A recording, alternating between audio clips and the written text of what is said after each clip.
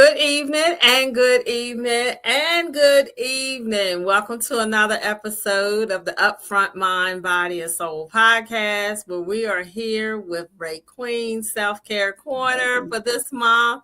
And look, we're excited because we know things are moving and going to be progressing along this year. A lot of things are going on. But welcome, Dr. Karen. Thank you. How you doing, sis? I'm hanging. I'm getting this thing done, trying to get things done. Trying to get it done. You always getting it done. Ain't no trying. That's not a word in your vocabulary. I used to tell my students back in the day, trying ain't doing. Trying ain't doing. But I'm doing, challenges, trying to navigate new prospects of new business deals and just things moving forward in the new role, because now I tell people, it's not about I love a passion what I do, right? Mm-hmm. But it's also now I have to really sink into what my value is when it comes down to things, because some people try to get over, but that's like one of the new things that I said, and I'm sticking to it. That is my intention, that I am going to be getting these things done by the quality of my work, not the quantity as much, but the quality will be better for me. Right. And demanding your worth. Yeah, knowing my worth and moving forward. But that's a challenge sometimes, because when you're a healer, when you're when you're of service, it's hard to ask for your worth. You know what I mean? You want to help. You have a sincere desire to help people. Yes. If you can't afford it, you want to say, "Oh, don't worry about it." Then you go home and you eating ramen noodles while you're trying to help, and this person who couldn't pay you is having a steak dinner at some expensive restaurant. Say it. So, it is, I'm breaking out with this, Magnolia Herb Academy. I got a couple of clients with that to follow them through. But yeah, it's going to be worthwhile this year. But, we are here because, like you said, we are healers. Mm-hmm. And tonight's topic, audience, I will tell you, this will be some good information. Every time Dr. Karen comes here, she always has some jewels, some nuggets, some rubies, some rare, crystal, whatever it is. But she has the good stuff that you can take down and take note of, especially even if you're a person looking into, you're hearing so much about holistic health. You're seeing so much stuff on thing, but it will value to you to also know that there are challenges in this. So tonight's topic, we're going to be breaking into, and she's going to be breaking down and giving us some jewels, and, and for us, and for me, it's encouraging for me to hear her give you these jewels, but it's also vital to us who are healers. So I will say, if you know someone who's working this profession, do what you can and value them, because it is a service that can actually transform you holistically. And when I say holistically, not with the H, with the W, for your mind, your body, and your soul. So there's a lot of assumptions. And, when she comes here, I can go left when we talk about certain things with the assumptions, but I'm going to try to brace myself tonight. I'm going to try to brace myself, but the challenges and the popular assumptions in holistic health, we want to give you the real deal. Now, like I said, there's a lot of trends about doing this and doing that. And like we always say, we're not talking to be anti-medicine, because if you're sick, you need to take your medicine. Mm-hmm. But we know that there are other approaches to help you alternatively that you can maybe not just, you got to follow your directions. Mm-hmm. But there are things that can help you alternatively that we also can act as an intervention. And that's one of the challenges with our people. They don't want to try something new. But first question. Look, she's shaking her head already. So I'm telling you guys, it's loaded. The cannonball is loaded. So she's getting ready to spark some fire, and you get ready to get it. So first question, Dr. Karen, what inspired you to talk about the challenge of the popular assumptions in holistic health? So, like, why is this a great topic this month?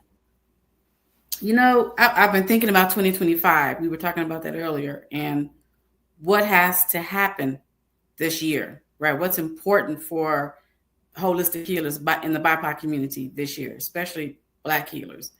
And so I got to thinking about what lit a fire under my ass, if I can say that, because I've been doing this a long time. Like long before I started HPOC, I had gotten all the certifications and degrees, and I was working with clients, all of that, and I knew it was effective, right? I knew it here, right? Beyond a doubt, I had the scientific validation and all of that. I knew it here, beyond a shadow of a doubt. But a lot of people don't know that even though I started HPOC in 2018, I had a death experience. I died while traveling on an airplane. I was actually clinically dead for 3 minutes in 2020. And I, of course, I came back to life, can't hold me down. I'm like baby's kids. I don't die, I multiply. And but when I came back and of course, they want to give you all these tests and put you on all these medications and all that.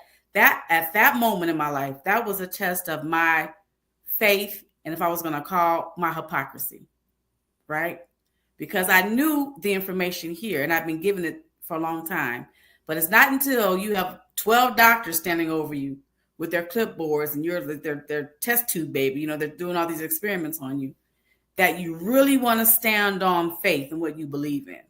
Right. So it was after that time when I had that near-death experience, or death experience, however you want to call it, that I knew that I had to stand on what I believed in. And it was challenged by all the doctors, every doctor I talked to, every nurse I talked to, friends, family. They were like, you're tripping. You should do what they say. You should do what they say. You should do what they say.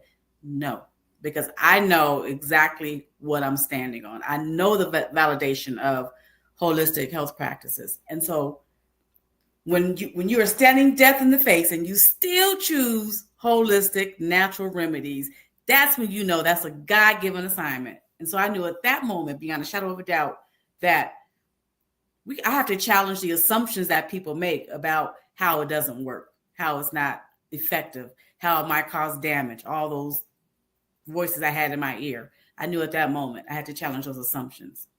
That lit a fire under my behind. And so when I began to think about what 2025 holds for HPOC and for Black healers, I said we have to be bold this year, and we have to light a fire under our behinds to say that we stand boldly in what we believe in. And we shout this SHIT loudly and proudly. You know what I mean? And so I figured now is a good time to challenge the assumptions behind a lot of our practices.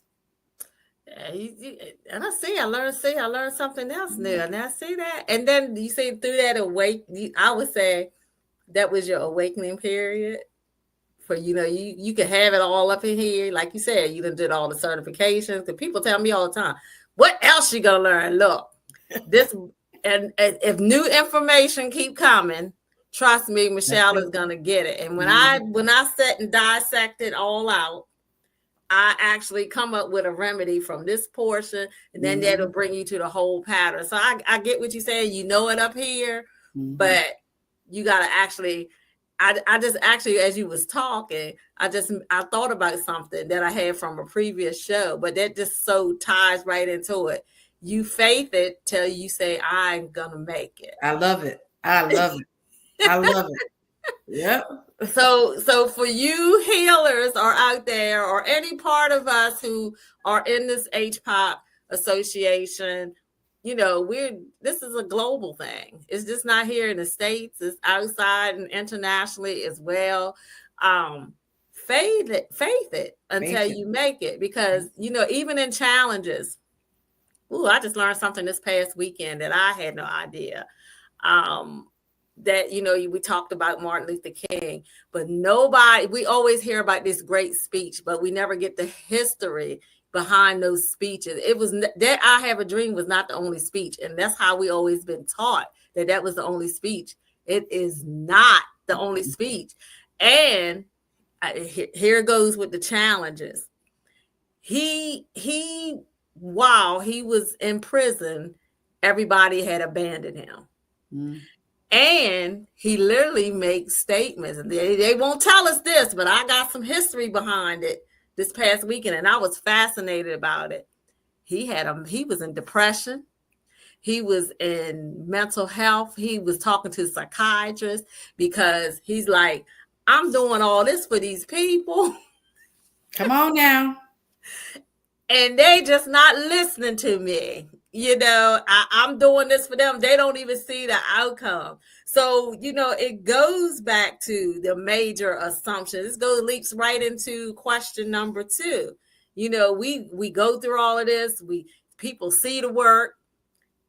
And, because like I tell you, I get joked a lot at work, but it's seriously, when something goes down, they know, call Dr. Michelle, something goes down, or I make that remedy for the feet. You do your red light therapy, you get it, and then I'm still sitting back. Okay, well, one time is just not going to do it. But that's one of the assumptions. Can you name what's one major assumption that's in this holistic health practices that needs rethinking? And I know where you're gonna go with this. I know. One major assumption is probably, there's probably 2. One is that people think. I said one, but I know there's more. I mean, there's a lot. There's probably 1,000. A lot, but the 2 major ones that stand out are probably that people think that holistic or natural remedies are safe for everybody. And that's just not true. That's why you have to find a qualified and certified professional who's done the work, done the studies, done the research to make sure that it's okay. Because I know people go on Google, and I saw a stat today that says Dr. Google is right 30% of the time. 30%, and you've heard me talk so many times about that doggone Google. Don't call me, tell me what you Google, because I don't want to hear it. I don't want to hear it. Dr. Google is right 30% of the time. But the other major assumption is that it's a one size fits all, right? And this ties into my whole platform, because we assume that practices like yoga or meditation or even herbalism can all be applied the same way to everyone, right? And that's just not true, because these practices come from very, very specific cultural and historical context. And when you remove those cultural and historical roots, you remove elements of its healing power, right? And so now we have practices like breath work, right? For example, breath work has a strong foundation in African traditions, right? But of course, now it's been repackaged and rebranded and colonized. And now we're using it for anxiety and depression. Not that it's not effective for that, because it absolutely is effective for that. But there's a deeper connection with breath work than just relaxation, right? When you talk about breath work, it's tied to spirituality and community. And those are 2 key elements that Black folks in particular have been largely removed from.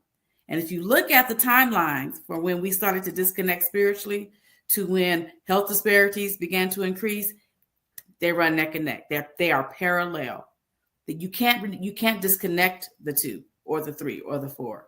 And so the biggest misconception is I can, go out and drink and get drunk and, be an atheist or, do silly things and take some herbs, this plant medicine that God gave you, and you think it's going to work. It ain't. You're going to call me talking about it ain't working. Well, you over there with your misaligned values. Of course it's not going to work, so. And that's the factor. It all has to be in alignment. Yeah. And not to say that, and you said that's true. Maybe a herbal tea for immunity may help with Rosie over here, because Rosie might go tell, because she's feeling good. People are looking at it, seeing good, but that's why it takes you to have a diagnostic assessment. And there may be some underlying issues that you may be taking some type of medication. That part. that part, that part that these herbs can actually counter make those herbs that the herbs that you're taking, that medication not do the work that it's supposed to do. Mm-hmm. So again, it's always, we advise that you should always, we don't diagnose, but we do assessments. But it's also to the point of that you still need to talk with your health provider if you on something. Again, we're not anti-medicine, but we're telling you that there are some alternative ways that you may, can, and that's what we do. We don't cure. Let me put that clause out there too. We don't cure. We just help things to get better. We help your body's natural healing capabilities. Your Which body in the body, everything it needs to heal itself. So. Yeah, because the body does heal itself. So, it's just that we have to connect those. And that's another, can I give that one last assumption? That's another assumption that, that you need this, that your body can heal itself. It's really made to heal itself. Mm-hmm. You hear it so many times, just like you said, you had a near death, you clinically was gone for 3 minutes. Mm-hmm. You hear it. I heard someone today totally stopped for 120 days, totally stopped, taking in, meats and stuff like that. They went and cleansed and started doing it, and every illness that they were having, it diminished. Come on now. That's it's just the point of habits. Again, the popular assumptions, the habits. Yep. It's the challenging because we're so used to doing the same old. And again, this is stuff that's been embedded in us since we were knee high to a grasshopper. I just say that. Those are traditional ways. Yep. Traditional ways that we've been taught and it's not that I'm bashing, but I'm talking to myself. It is. I grew up with people, but again, that's also too the financial thing. The reason why we're telling you these, talking about the challenge and popular assumptions in holistic health, is because we know where we at now in this society, and it's going to take us to come together. Go back. People get mad when I say this, but history does repeat itself. Yes, it does. History does repeat itself, because some of these challenges is you may have to go borrow some honey from somebody else. Because you look at now, price of eggs, $6, $7, $8 for a price of eggs now. What we're gonna do? You're gonna have to learn how to make stuff. You gotta start learning how to can stuff, grow stuff. Yep. It's just that that's the challenge of assumptions that we talk about. And this goes to the next question. How does the erasure of the BIPOC, and let me make this with the BIPOC, because so many people don't know what this means. It means Black, Indigenous people of color. If you have color, some shade, you can be Indian, you can be Chinese, you can be, Native American, Indian, Caribbean, whatever. If you have some type of color, because if we go back to history, everything started from a color. Everything started from a color and one Pacific rear, but I'm just bringing you that information. So that's what that means. But we're talking about how we can ensure the BIPOC healing traditions. How is it going to impact the communities today? The erasure of it is problematic in so many ways, because, like I mentioned earlier, a lot of our frameworks have been commercialized, right? And so when it's commercialized under these Western paradigms, the people who created these traditions lose access to them. The very people who created the traditions are gate-kept from them. And to make it even worse, then we face health disparities because of it. So we have a long history of the colonizers, or whatever you want, colonial powers, coming into our communities, studying our practices, taking our practices, doing a good job of making the rest of the world believe that those practices are awful, they're horrible, they're demonic, they're wicked, they're evil, all the things, right? And then they take them repackage them, and put them out again, and they become #1 sellers, right? The whole world wants to gravitate. Now the whole world, I'm old enough to remember when they thought yoga was evil. Now you can find yoga in every wellness clinic in every corner in every major city across the country, right? Say that. And if you're a person who that does this and you can do it in a medicinal way, you can get paid for it as a holistic health provider. Mm-hmm. So I'm just saying, don't knock it, because it's not a religion. It's not. You're not praying to no other God. And people need to understand that too, that even with yoga, if someone has, and you know, people can't move. A lot of stuff, people want to get on pain meds and stuff, but stretching, movement, it actually makes you break up some things that actually help you move better. So yeah. I always try to tell people, stop listening to, oh, my pastor won't let me do this, because that's not a whatever. You got to know it for yourself. Do your own research. I will say, do your research on a lot of this stuff. A lot of it stuff. Do your own research. And it's not that you praying to no God. I mean, you do a certain stretch, it actually can help you with movement better. So that's just my stretching is always is very, very good. But and actually, yeah, and you like you say, you hear it now that, just for instance, let's go there because we talked about the systematic, you know, inequities. So now listen at it. A lot of us, people of color, we're getting into it now, but that was just a Caucasian thing. We're getting into it now. Why? Because, it's breath work, it's stress, it helps with reduction of stress, mm-hmm. You know, those different type of things like that. But we have to be open to accept that some things that we necessarily thought were wrong are not wrong. And that's the assumption, because mm-hmm. Who told you that? Did you research it for yourself? Did you research it for yourself? Exactly. So we're going to take a quick break, because I want to show something that, you know, and Dr. Karen is a part of this, that what we're talking about as a holistic health. So I'm going to show you something that will actually help you, because this is a very good example. Oh, good.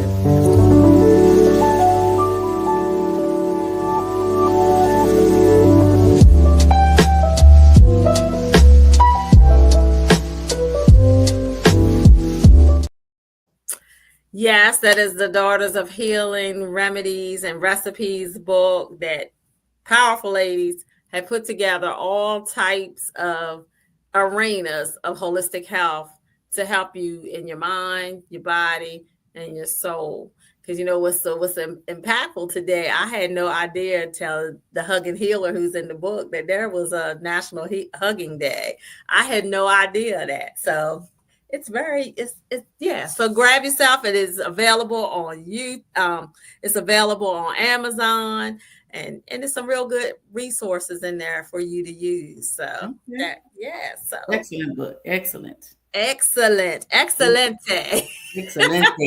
Excelente. So you already shared about, you know, a story that illustrated why the work is so important. You already shared that. But the next question is, what role does community play in the holistic health? Whoosh. Community, good Lord. Holistic health is community, right? I mean, holistic health is community. In traditions of people of color, nothing happens in isolation. Nothing happens in isolation. We are community-based people, and we've always connected ourselves to indigenous practices. And so that's another contributing factor to the health disparities, is that throughout, you know, because of time and the passage and transatlantic slave trade and now socioeconomic growth and independence in our communities, we've become I people. me. I got to get mine. You get yours. The whole thing. And that is anti-healing, because healing requires that we support and surround each other. Healing requires that you get positive energy, because healing is more than just the food you eat, the herbs you take, and all that. Thought power and prayer power are the most powerful forms of healing you're ever going to get.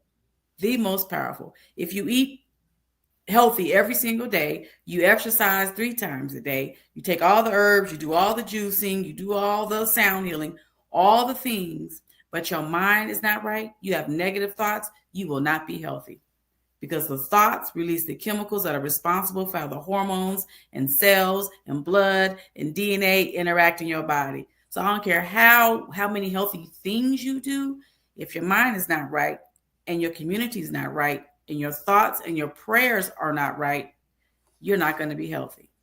And the best way to surround yourself with positive energy, positive thoughts, positive thinking, positive prayers is to get in a community of people, like-minded people, who are going to raise the vibration of those positive thoughts. So healing doesn't happen without community. So don't think you can just go home and live in your little bubble and do all the things I just mentioned and think you're going to be okay, because you're not. We need community. It's the foundation of healing. It's the foundation. I told you guys that the cannon was forced and lit, and now it made an impact. So I'm telling you that's a whole, and that's why if we struggle, because we don't unify. I hear it so many times.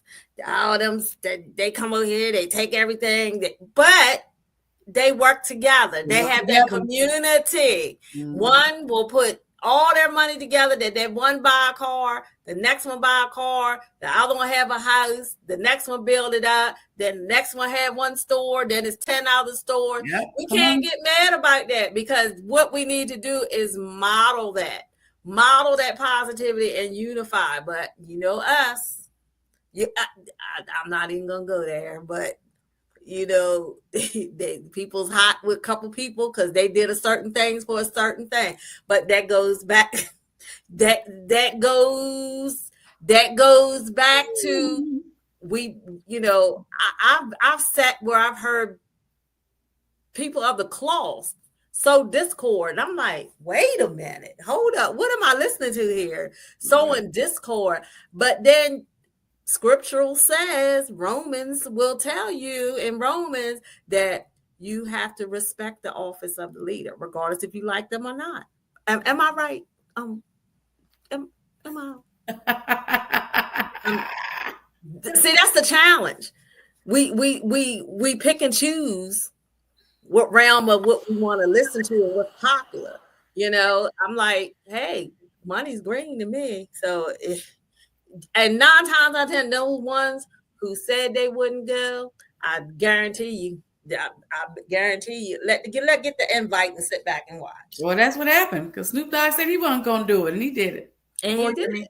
4 years ago, however long it was, he said he wasn't going to do it, and he did it. Yeah, he did it. So, and that's what I'm saying. We got to, but you pick and choose. But then I'm sitting here listening to people. So I'm like, you supposed to tell us don't sow discord, but you tell, don't you do this, don't you do that.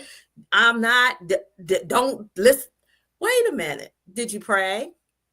Like you just said, I think you used the term. Did we pray? Mm-hmm. The word tells us that you respect the office of the leader, regardless if you like him or not. The same thing the people chose Saul, and look what happened. I'm just saying, you got to be careful with that. So mind your business. That's it. Mind your business. MYB, mind your business. No. Mind your business, and then unify in something that's going to be positive. There you go. That's how I look at it. I was like, ooh, it ached my soul when I was sitting there. I'm like, man, this is the man of the cloth. I'm not sitting at that church. Sorry. I'm not. That's interesting. That was a sermon. Yeah. But, to each his own.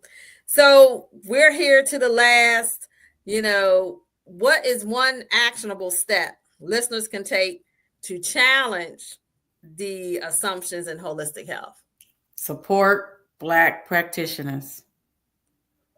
Support them.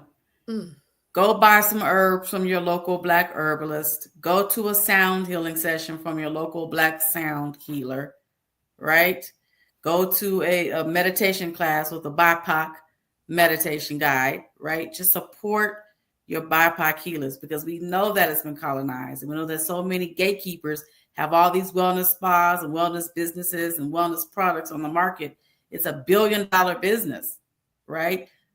Take those same few dollars, find a Black one, even of just a person of color, and support that practitioner. That's the biggest thing you can do. Yeah. Because unfortunately, we drop out. We get into this business because we love our people. We get into this business because we want to support and grow and help and be of service and heal, help the body heal. We want people to do their best and be their best. That's why we get into this business. But oftentimes the money doesn't follow. And so we end up leaving the business, right? We end up tapping out and going back to accounting, or going back to being a teacher, or going back to working that fast food joint. Whatever we do is because we're not supporting each other. And Right. even if, let me just say this, even if the money, it costs a little bit more, it's going to cost a little bit more, because we don't have the privilege nor the bank accounts to buy in bulk. And so we have to buy smaller quantities more often. And that means it costs more because you can't buy in bulk. And then we don't have the benefit of the loans that they get. We don't have the benefits of the legacy that they have, where generational wealth was passed down. We have to work extra hard and spend more money just to compete, just to compete. And so if it costs an extra dollar, pay the extra dollar. So what? Because you know it's going to a good cause. If it costs an extra $3, so what? I'm gonna tell you this. This is a good analogy. I don't shop at Walmart. I can't stand Walmart. I go to Target. Yes, Target costs, everything at Target costs a little bit more money than Walmart. But I'm willing to spend that money because Target, number one, supports Black businesses. They go above and beyond to make sure that Black-owned products are in their stores. Number two, I'm going to jail if I go to Walmart.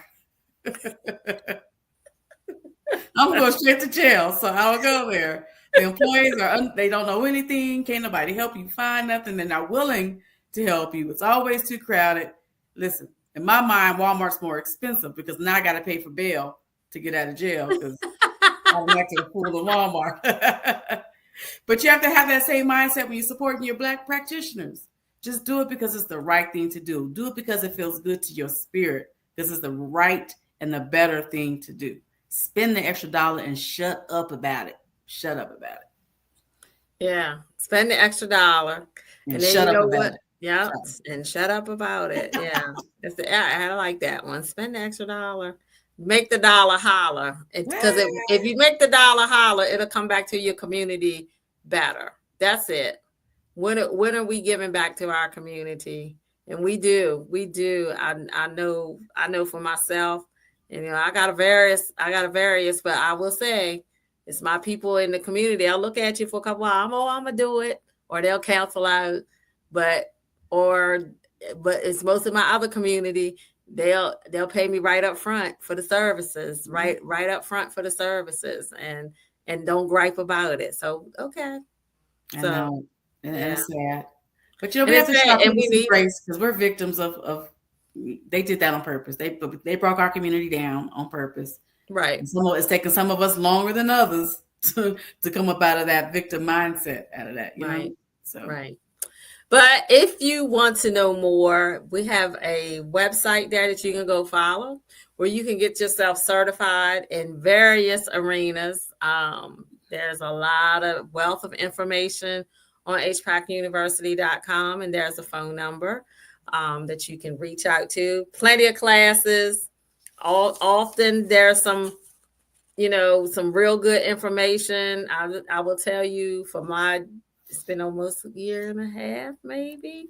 Year and a half, my journey through HPAC has really been a blessing to me, and it actually helps me to serve my community, because people always say that and that's one of the themes that is the slogan of HPAC. If we heal ourselves, we heal our communities. If we heal ourselves, we heal our communities. So our communities need a lot of healing. I'm here. Dr. Karen's here. We want people who got the alignment of being in your right mind, your right body, and the right soul. But even we might take you if you got a little bit of dysfunction, but trust me, we'll get you right. We have a lot of those too, trust. Yeah. We'll get you right. We'll get you right. But you know, it's a pleasure to be a part of the team. I'm looking forward to so much of the great things that's going to be happening. I'm excited about what's going to be happening. So, any last words you want to give out, Dr. Karen? 2025 is going to be the year of the healer. I'm claiming it. I'm claiming it and stamping it. Ashe, ashe. The Most High told me to tell y'all, 2025 is going to be the year of the healer. I don't care what's going on politically. I don't care what's going on socially. I don't care what's going on economically. If you have been in this business and you have been waiting for your moment to shine, this is going to be the year. I'm claiming it for all the healers all across the world. It's our year. It's our year. Right. And I received that. Ashe, ashe. Ashe.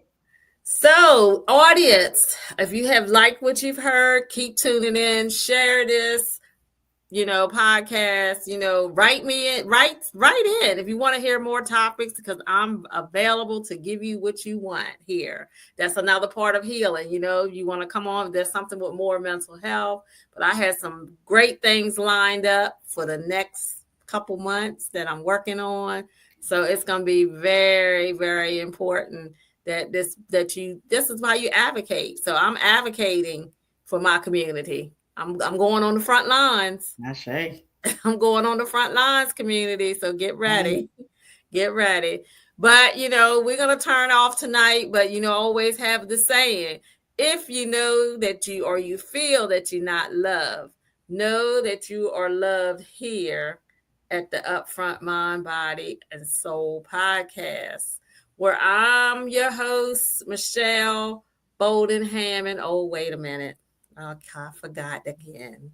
Dr. Michelle Bolden Hammond. Hey. Say Dr. Michelle Bolden Hammond. So again, love you. Love you all. Love you, Dr. Karen, as well. But we will see you next week. Take care.